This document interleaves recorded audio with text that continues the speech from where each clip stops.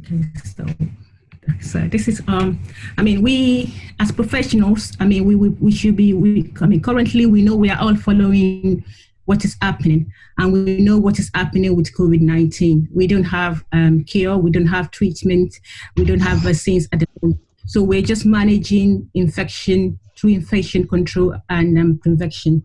So we know that there are no drugs or therapeutic approved to prevent or treat it at the moment, but current management guidelines we know are the infection prevention and control measures. We do a lot of supportive care. We have including supplemental oxygen and mechanical ventilatory support. We know there's a lot of problem now because here we have we don't have enough ventilators. We have a lot of people being affected. Guidelines to support our old people as well. Well, it's plans to manage and support the community to prevent this infection and put a lot of control measures in place to support everyone, especially the patient, the clinicians, and all members of the community. So what are the investigational drugs that we have at the moment? Some of us might have known this, but we have the antiviral drug, Redemdicil. This antiviral drug inhibits viral replication through premature termination of RNA. So this is still under investigation. And we have the hydrochloroquine and chloroquine itself. Most of these two are oral prescription drugs. They've been used for malaria for some time. And we're using the anti-inflammatory properties at the moment as investigation drugs. There are so many other ones that are still used as investigation at the moment, and some of them are still developed. But as pharmacists, these are the three things that we're looking at the moment, but none of them is approved at the moment. They're still under investigation. The infection treatment and control. We target the patient, the healthcare professionals, and all of the community. And what are we doing? We are telling patients, we're telling the healthcare professional as well, and we're telling the community to avoid close contact wherever you are. So if people are sick, we are telling them to have, if you feel that you've had contact with an infected person as a professional or as an individual within the community, we tell you to stay at home and self-isolate for 7 to 14 days. If you have adults over the age of 60 that have comorbidities, they're taking more than 1 to 2 medication, we tell them to stay at home and go out, especially when it's necessary. Because most of the people that this virus are affecting are people that have comorbidities, people with high blood pressure in combination with diabetes mellitus, immunosuppressants, people that are taking immunosuppressants. So all of these are the people that we're targeting that they have to stay at home. And if you are coughing or you're sneezing, we advise you sneeze into a tissue or your elbow. Then we're telling people to maintain a personal hygiene as much as possible, which the whole world is doing at the moment. You wash your hands when you go out, you wash your hands when you come in as much as possible. Then if you are health professionals like our colleagues I'm speaking to at the moment, we don't know what we have in Nigeria, but we lots of PPE, personal protective equipment, your face mask, your gloves. So where you're working within the hospital, which kind of face PPE that we're going to use. We, as pharmacists, we're looking into 3 options within ourselves. So we have pharmacists that works within the hospitals. They are liable to be on the front line of seeing and working directly with these patients. We have pharmacists working within the community that they are liable to see people that have the viral infection that is not well diagnosed, and they come into the community and nobody knows if they have it or not. So we have to protect them as well. Then we have our other pharmacists that work together within as colleagues at work. There are admin pharmacists that we don't know. Maybe after they have gone out or they've gone to see a friend or they went shopping, and in between them, they might have met someone and we don't know what is happening. And this is why we're saying people have to stay at home. So what are the procedures? I know we have short time here. What are the procedures for self-quarantine? The self-quarantine procedure that we have, we stay at home. When you stay at home, we say you check your temperature. If you feel you are not feeling well, you have cough or something, you have these symptoms that we're talking about, stay at home. Check your temperature. Watch out for other symptoms. What are the other symptoms we're looking at? We're looking at dry cough, and continuous dry cough and a tickly mucus in your throat, temperature as well. So when you have all this, continue to monitor and see how it is.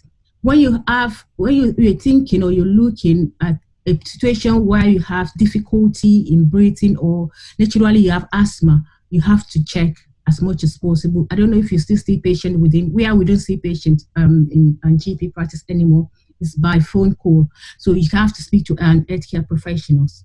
So as pharmacists, if you develop any symptoms, self-isolate. While you're self-isolating, monitor your symptoms because it can change at any time. That is what we're seeing at the moment.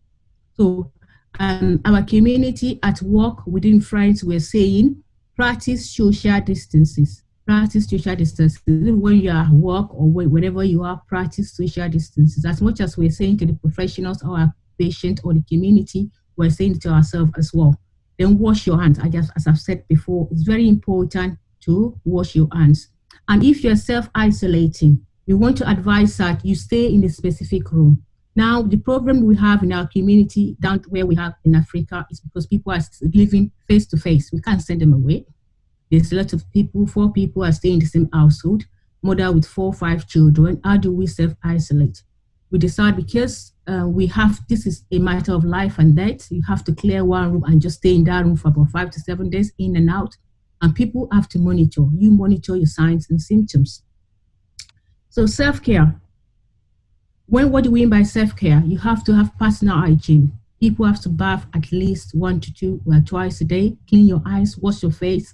Make sure you brush 3 times a day. And the clothes you're wearing, when you go out to shopping, monitor it, come back and take them off and wash them in the washing machine anywhere as soon as you come in. Then our workplace, I don't know if people are still going to work. Here, maybe we have a phased return to work. Maybe 2-3 people are going to work. If you find yourself to be working with 2-3 people together in the same office, you have to practice give distance. This is very, very important. Keep all the surfaces clean. We know in pharmacy, we take in prescription and take prescription. If you're still taking in prescriptions, there's liable that you can transfer. So wear your gloves. Wear your gloves. And if you're still seeing patients, make sure you put on your masks. All those things are very, very important as professionals. As much as possible, be ready. Don't ever think that this will not happen to you, happen to anyone. Be ready. Make sure you're, in case you see any patient or any of your colleagues that have symptoms, raise alarm. Speak to that person. Look for the people that have traveled out within the last couple of weeks or days, or you have met someone that you don't know before, you don't know where the person is coming from. So all those things are the things that we have to look for. So how do we stop this spread? We can always stop this spread by following all these guidelines I've spoken about. They are very, very important things that we have to do. Self-hygiene, distance yourself. When you sneeze into a tissue or your elbow, and as much as possible, if you're working as a healthcare professional in the front line, please wear a mask and wear your gloves if you're treating patients. All these are the things that we are looking into. It is natural as healthcare professionals to feel sad and to have some mental breakdown with all this that is happening. Please, we advise here that you talk to someone. Some people are scared to come to work. If they don't want to come to work, get someone else to work on their behalf. But as much as possible, we encourage our pharmacists, our colleagues to speak to someone. If you don't feel well, speak to someone. If you're scared, speak to someone. If you feel that your neighbor or your colleague might have met someone that you feel that person is infected, please speak to someone. It's by preventing ourselves that we'll be able to prevent others as well. So what you say, be safe from coronavirus infection, be smart about this, inform yourself about this, and inform your family. Be kind and support one another. How do we be kind? How do we support one another? When we suspect that someone has got this, it may be our colleague, our family, or friend, we have to use our perfect consultative therapy to be able to get them to be able to say where they have been so that we can say the root cause of the infection. And while you're self-isolating and you're trying to maintain the proper hygiene to ourselves, please maintain a balanced, healthy lifestyle, including proper diet, sleep, and exercise. So if you're staying at home, you're self-isolating, walk around your house. If you have story buildings, walk in and out, practice some basic exercises, eat good food, eat healthy, and encourage your family and friends to do the same as well. And it's important that we speak to, in Nigeria, our patients, and we have a national campaign. I don't know if you do that. I mean, if you can organize within the colleagues, within pharmacy or the healthcare professional, just we need to raise awareness. This is real. This is real. We need to raise a continuous awareness every time, every day. We know that people don't have enough to eat and people want to go out, but this is real. We need to let people understand that overdosing antibiotics will not solve this. It's not effective in treating coronavirus. We don't have a treatment yet. You just need to follow the guidelines and stop the spread. So another important thing that we need to, as healthcare professional, that we need to really look into is this. I've said this several times. I continue to say it when I talk. Is as you go in and out of patient, in and out of your area of work, please wash your hands frequently. Avoid touching your eyes, your nose, and your mouth. Cover your mouth when you sneeze or when you cough with the tissues. With tissues, avoid crowded places and keep and avoid close contact with anyone that has fever or cough. Wherever the person is, even if it's your wife, let them know there's a problem in the community. Stay at home if you feel unwell. Stay at home if you feel unwell. If you have a fever, cough, and difficulty in breathing, seek medical care immediately. And as much as possible, we have a problem here. A lot of information is still going all over the place. As pharmacists, we should be ready to give people evidence-based answers. We have a record of people overdosing chloroquine in Nigeria. We have to let people understand the fact that we don't have a vaccine yet. We don't have treatment yet. We don't have medication, approved medication yet for this. So the best thing we're doing as much as possible is to treat symptoms. And as pharmacists, for individual area hospital, we know we have our own different therapeutic guidelines. And University of London, we have the way they treat pneumonia and the symptoms that comes with coronavirus. Here in the UK, we have a lot of things that we're using, which is according to our own formulary. So we have to stick to all this formulary and wait until we have confirmed treatment for our patients.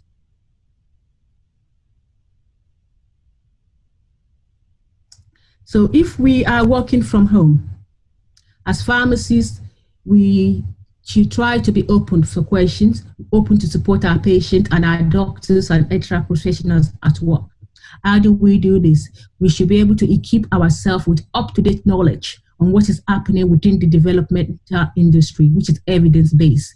So if it's easier for us as pharmacists, I don't know if we're still going to work, please be ready to educate the community, our nurses. Let them know that when the medication vaccines are not here yet.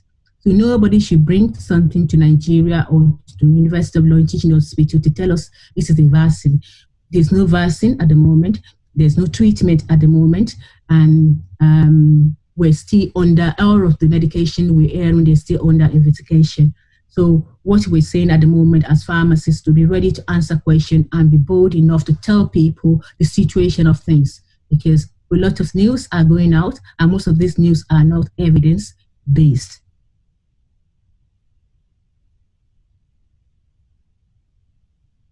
So the debt, I mean, we we've received, and we know there's been a lot of death cases all over the world.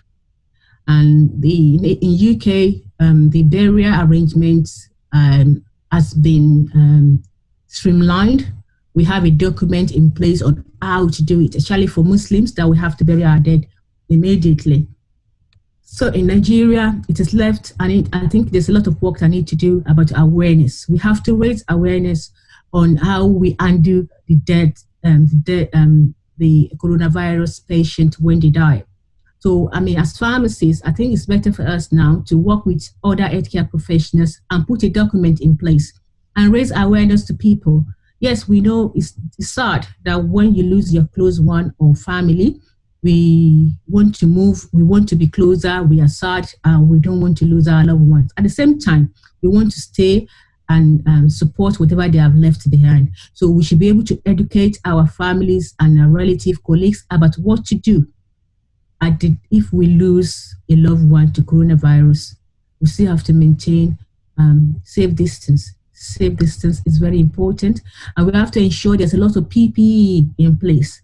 So the pharmacy management has to work with all the healthcare professionals and our leaders, CMD, CMAC, to ensure that we have at least some PPE in place for people that are working at front line at this particular moment.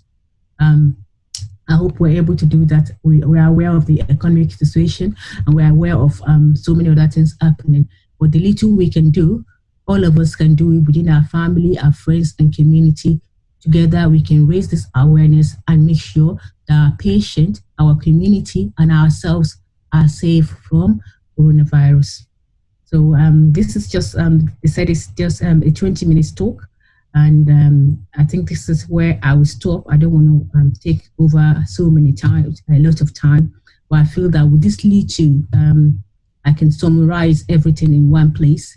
We should be able to keep ourselves, our community safe, please. Thank you very much for bringing me on board today.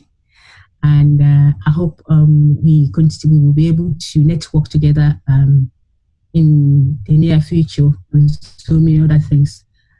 And I hope that we get out of this soon, very, very soon.